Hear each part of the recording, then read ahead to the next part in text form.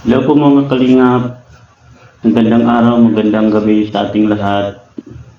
For this video, magbibigay po tayo ng reaction sa vlog ng AC, part 97, kung saan may mga tila bang mabubuwag na daw yung AC. Kaya bigyan po natin ng reaction.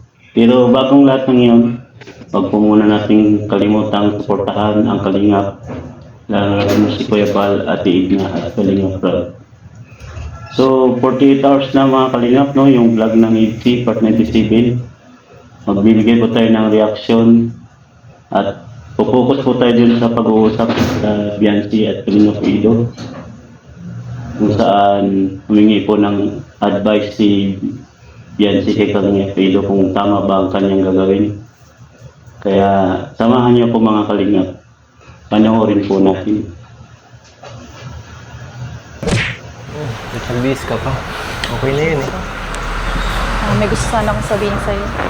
Ano ba yan? Pero Sabihin mo na. Mamaya na lang.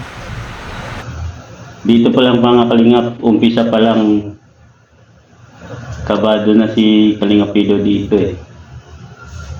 Mukhang hindi yata alam ni Kalingap Ido ito. Mukhang na-sit up siya ng ano eh, no? Parang na-sit up siya ni Kalingap Rob at Biancy dito eh. Sa tingin ko eh. Mga Kalingap. Hindi dito. Pag dito. Bakit? Gano'n ba kalagay yun? Ayan. Kaya mo dito? Sige, tara. Ayan na sa Kalingap Ido eh. Sige. Napapalisip na siya eh. Sabihin mo na dito. Sa labas na lang. Kasi si Biancy dito, bigla ng trouble mo eh. Importante. Ano yan? Talagang yan. Sige. Tara. Nay, kapunta na po kami. Sige po. Kapunta na muna po kami. Ano ba yun? Pinapakama mo naman ako. Ay, tungkol saan? Dito, ano na to dito eh. Parang iba na yung ano ni... Nandito sinasadyang iwanan ni Biancy si ano eh. Kalingap Ido para hindi siya maano eh. Baka hindi pinipilit siya eh. Ano ba yun? Uy. Bihira ka, iniwan mo na ako.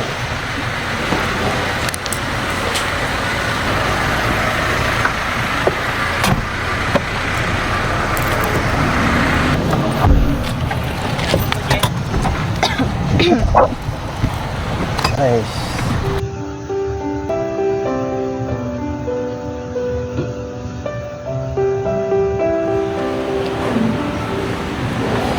Ito na mga Kalingap. Dito seryoso na to, seryosong usapan nila dito eh. Pero ano rin natin no, hindi naman sinabi ni Biancy dito na ititigil na niya yung AC. Kundi humihingi siya ng advice kay Kalingap Ido.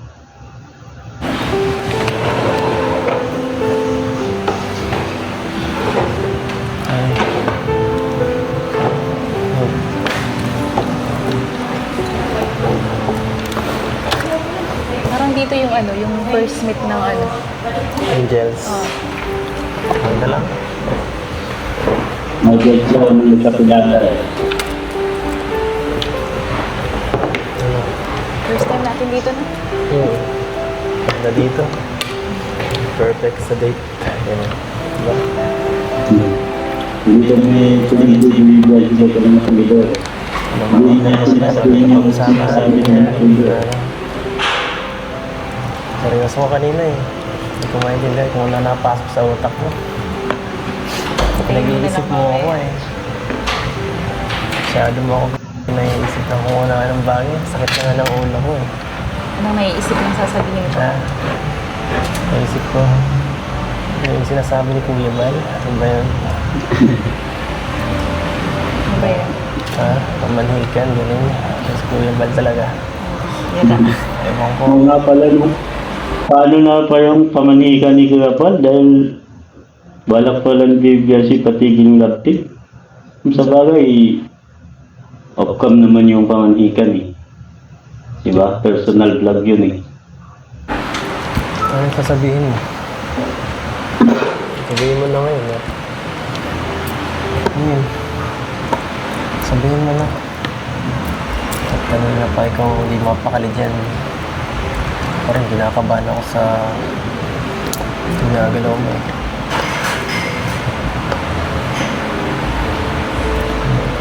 Tagal na rin natin eh. Ilang episode na nga tayo? Kami na. 97 na yata. So, malapit na rin mag-100. Bakit? Ito na tanong yun. Baka yung ano ni Kalingap ni Jancy yung pag mag-part 100 ititigil daw yung love team, di ba? Sinabi ni Kalingap Rob. Kaya hindi siguro inaabangan niya na doon sa baka doon ipapatigil. Di man mahalaga kung ilang episode na yan. Ang mahalaga,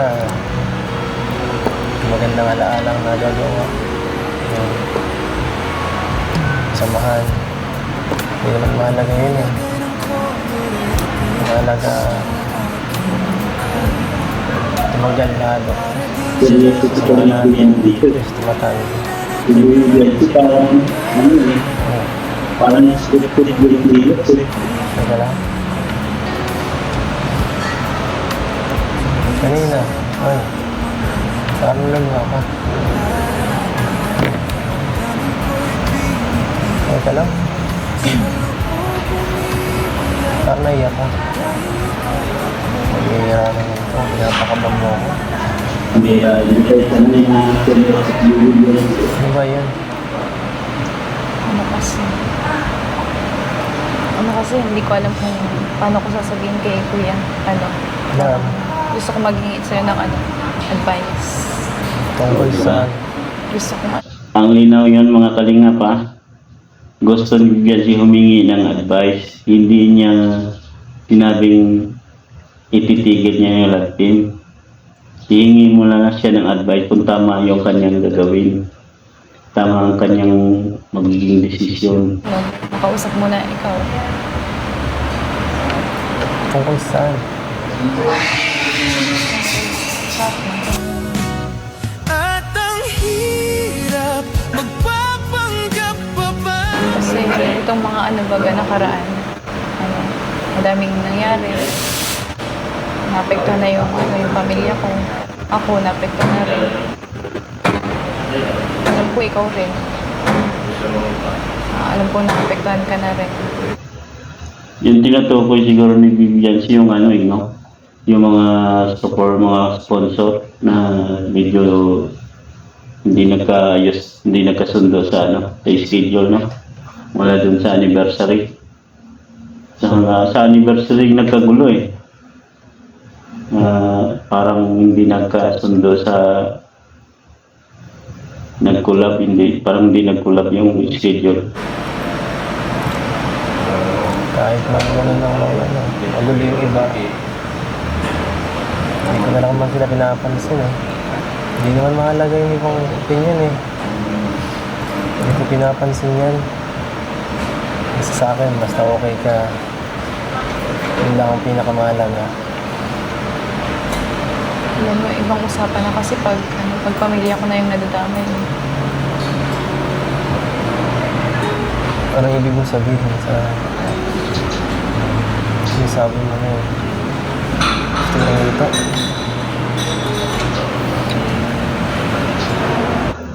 Napatitik si Vivian dito kay Kalingap Pedro. Seryoso si Kalingap Pedro eh. Sinabi niya ano gusto mo nang huminto. Napatitik siya dito eh.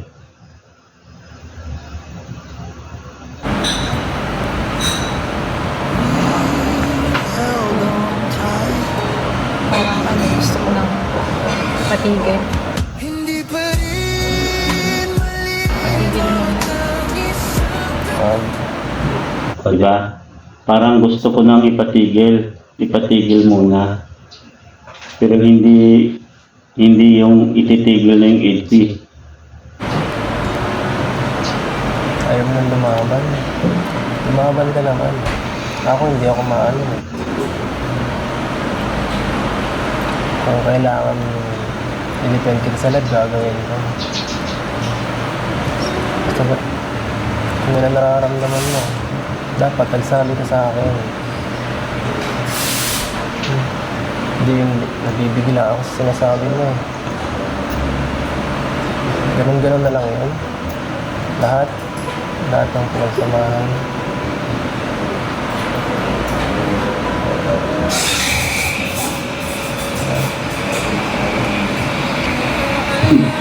Napakanin ko pinigyan ko dito dahil seryoso sa mga puso eh. Kung sa kanya kung saling scripted yan, mahuhuli mo sa mga puso dito sa kanya. Namasalang na ito na yung nararamdaman sa mga puso.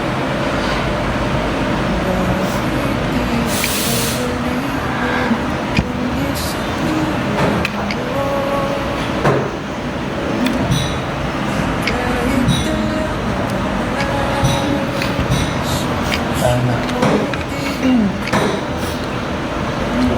Wala na kasi kung ano eh, ibang maisip na paraan. Kundi, yun lang.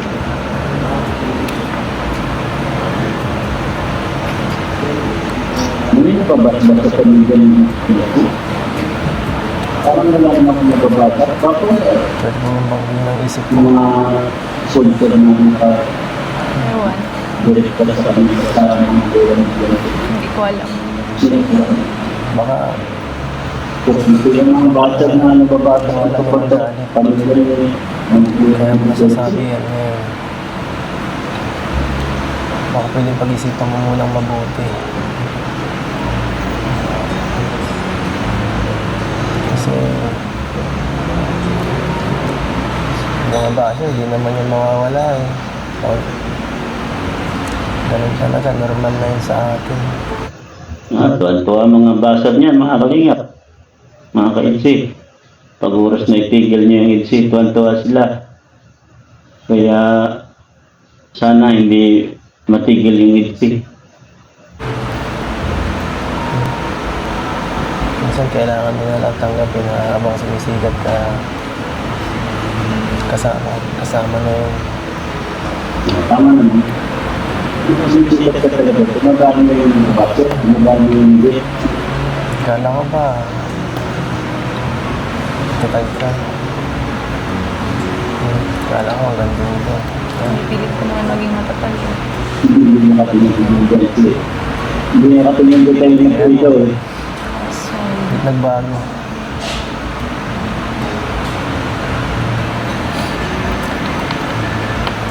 Oh.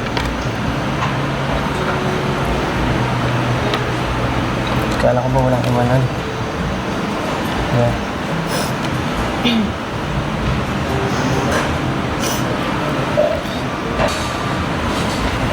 Bakit? Naba ka na ba? Nakilala? wala. Balik. Kaya walang third party yan mga kalingap. Walang ibang gusto si Baby Biancy kundi si Kalingap Ido lang. Kaya kung mawala mo yung vlog, kampante tayong tuloy sila mga kalingap.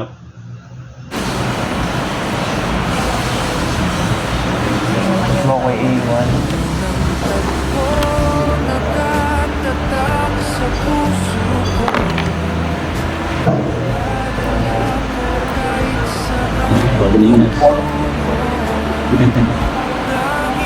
Pinatantyan yung Kalingap Biancy si Kalingap Ido dito. Pinatantyan niya yung nakamagalang yung Ido dito. Naiintindihan ko naman eh. Na mahirap talaga. Pagka ikaw nasa kondisyon sitwasyon mo na bata ka pa. At medyo hindi mo pa kayang rin lahat ng mga bagay na naririnig mo. Pero sana isipin mo rin na Yan na kami po si Baby Biancy. para sa atin, Yan na napaktan ko kung na dito sa mga talagang kapatid mo, mamuhay sa sa mga Kalingap Ido. manulang mo, sa'yo, Yan ang bumili ko nito Kalingap Ido. para matulungan sila, di ba? Kahit mga video kasi hindi talaga. Sana maging pagkakatatag ka pa. At sana huwag kang padalos-dalos sa mga sinasabi mo ngayon kasi ayoko mawala ka eh. Kaya Seryoso sa mga kaibigan. yun talaga. Sana hindi totoo ito na narinig ko. Pero kung decision mo naman talaga eh hindi pa buo, hindi ka na lang kita ng isang kondisyon.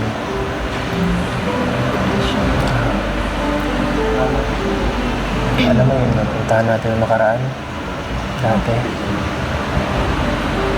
Hintayin kita doon. Natandaan niyo ba mga kalingap yung nag-gisi Kalingap Ido doon sa radyo, sa Boom Radio, kay Kuya Bal?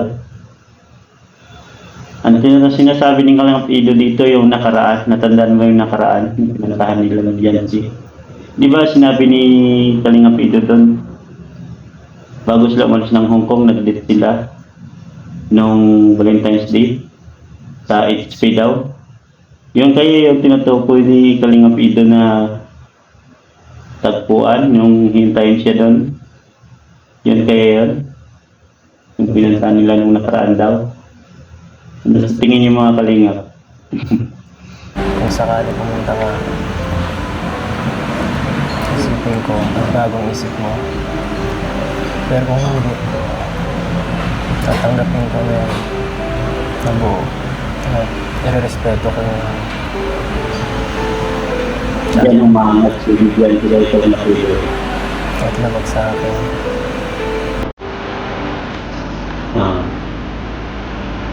Kapag hindi si Bibian Gandel, alam niya talagang kahit anong mag-isipin nung ibigay sa iyo.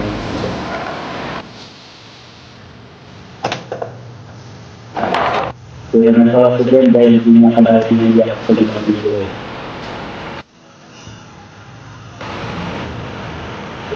Seryoso sa Kalingap Ido.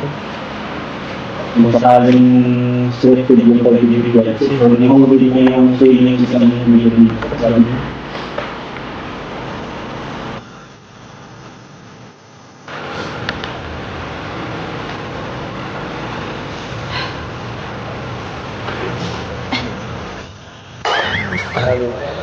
Kaya Ito, si Bianci kasama natin. dito mga kalingap, no? Dito mo, sinabi dito mo malalaman kung seryoso si Bianci. Kasi sinabi niya mismo diyan kay Kalingap Tab na hindi pa siya nakapag-desisyon kung ano yung kanyang magiging pasya. Ano, okay ka na Bianci? Parang seryoso ko usapan nyo kanina. Oo nga po kuya, nakakaya po sa inyo. Parang pinapanood po ninyo yun. Ha? Nakaya? Bakit? Pinapanood namin? Ano ba yun? Magsabon. Kuya, basta po hindi pa naman po ako sigurado kuya dun sa mga napag-usapan po namin. Okay. Mapapanood na lang natin kung ano man yun. O, di ba? Di ba mga kalingap? Hindi pa siya sigurado, kaya ang ibig sabihin nun, na humihingi pa lang siya ng advice kay Kalingap Ido, hindi niya naman sinabi na papatigil niya na yung EDC, yung vlog ng EDC, yung love team. Ang linaw doon mga kalingap, na hindi pa siya sure sa kanyang desisyon. At humihingi lang siya ng advice dyan kay Kalingap Ido. Hindi niya sinabing ititigil na niya yung love team. Di ba mga kalingap? Sana naman tayong mga baser, huwag natin ipasigyan si. Intindihin muna natin yung takbo ng vlog, takbo ng usapan. Saka yung sinasabi ni Bibianci, hindi yung vlog, bus lang kayo ng bus. Sabi, walang utang na loob. Nako, kung utang na loob lang, sobra-sobrang pagtingin ni Bibianci ng utang na loob dyan kay Kalingap Ido, Kalingap Rap. Halos lahat nga ng ipapagawa sa kanya, ginagawa niya eh. Kaya huwag niyo sabihin walang utang na loob. Di mga kalingap? Saka si Kalingap Ido, kahit anong mangyari yan, to support pa rin yan kay Bianci. hindi man natin alam off cam, sure akong kahit anong mangyari, mawala man ang vlog, tuloy-tuloy pa rin yung pag-aalaga ni Kalingap Edo Fabians. Di ba mga kalingap? So, dito na lang muna mga kalingap. Hanggang sa muli po. Pansamantala po ako magpapaalam. Ang inyong lingkod po, Mac TV Official po. Maraming salamat po. Bye-bye.